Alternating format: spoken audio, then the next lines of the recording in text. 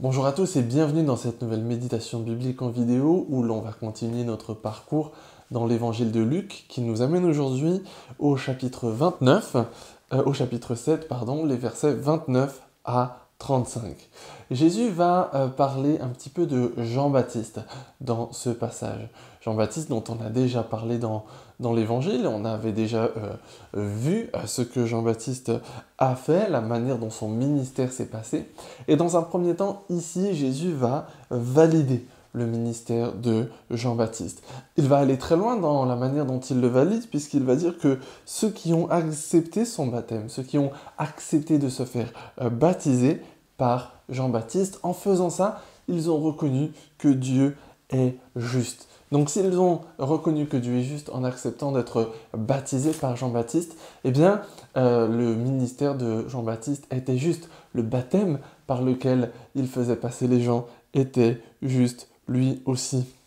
Et Jésus va pointer un petit peu ensuite, en se servant de cette base sur laquelle il part, il va pointer le raisonnement insensé de ses opposants. Parce qu'il part de Jean en disant oui, le ministère de Jean était bon. Mais regardez un petit peu comment vous, en face de moi, principalement les pharisiens, vous l'avez reçu.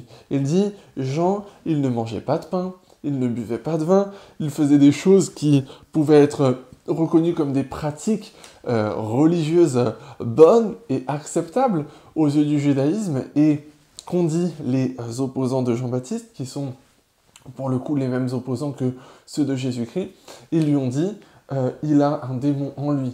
Jean qui est jeune, qui vit pauvrement, etc., on dit, il a un démon en lui. Et puis ensuite, il dit, et moi, bon, il dit le Fils de l'homme, mais il parle de lui-même, il dit, eh ben, moi, je suis venu, je bois, je mange, je fais la fête, je passe du temps avec les gens qui en ont besoin, et moi aussi, vous me critiquez. Alors, en fait, Jésus est en train d'utiliser ça un peu pour montrer que le raisonnement que ses opposants ont ne tient pas debout, pour leur dire, écoutez, avec deux attitudes différentes, vous en tirez les mêmes conclusions. Alors, qu'est-ce qui était bon, qu'est-ce qui était vraiment mauvais? Vous ne pouvez pas continuer à dire ça, ça ne tient pas debout. Et la question que cela nous pose à nous, c'est est-ce que l'on va être capable de savoir reconnaître ce que Dieu fait au-delà des apparences? Les pharisiens étaient attachés à une seule manière dont les choses devaient ressembler pour qu'on loue Dieu. Ils disaient, si on voit ça, si on voit telle et telle manière de faire, si on voit quelqu'un qui est de telle et de telle manière, alors c'est lui qui loue Dieu de la bonne manière, alors c'est lui qui suit Dieu de la bonne manière. Eh bien, Jean-Baptiste à sa manière et Jésus ensuite à sa manière, mais différente, sont sortis des clous de ces conceptions très très balisées que les pharisiens avaient. Mais pour autant, ils étaient dans la volonté de Dieu.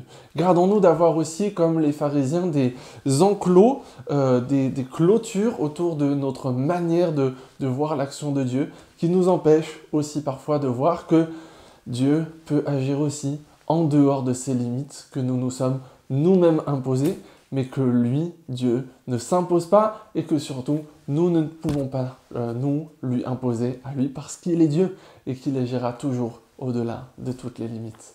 Je vous souhaite une très bonne journée à tous. Désolé pour cette vidéo qui est arrivée un petit peu en retard le vendredi au lieu du jeudi.